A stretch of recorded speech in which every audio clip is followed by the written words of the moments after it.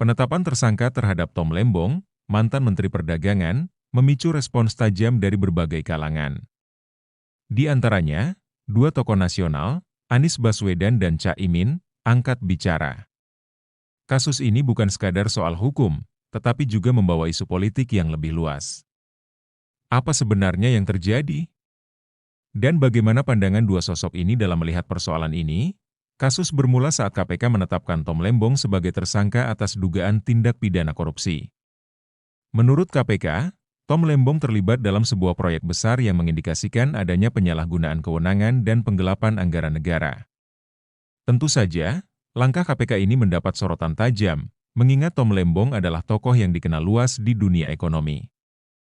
Anies Baswedan, yang dikenal memiliki hubungan cukup dekat dengan beberapa tokoh ekonomi, memberikan tanggapan yang tegas.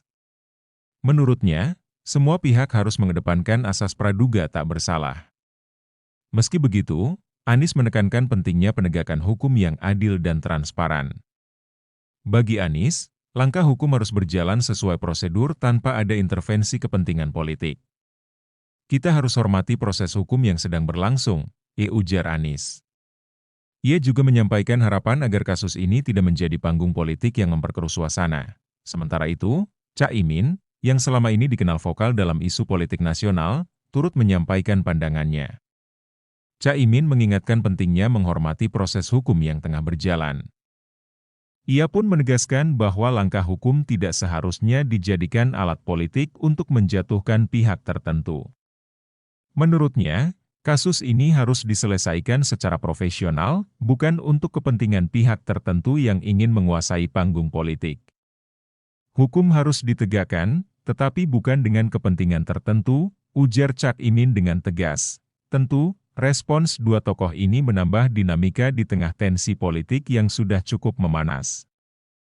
Banyak yang menduga, kasus ini bisa saja membawa dampak pada konstelasi politik, terutama menjelang tahun politik yang makin mendekat. Masyarakat pun diharapkan tetap kritis dalam menyikapi isu ini, tidak mudah terpancing oleh opini yang belum jelas sumber dan kebenarannya, bagaimana akhir dari kasus ini. Apakah ini sekadar proses hukum murni, atau ada hal lain yang lebih besar di baliknya? Kita semua masih menunggu kelanjutan dan kejelasan dari proses ini.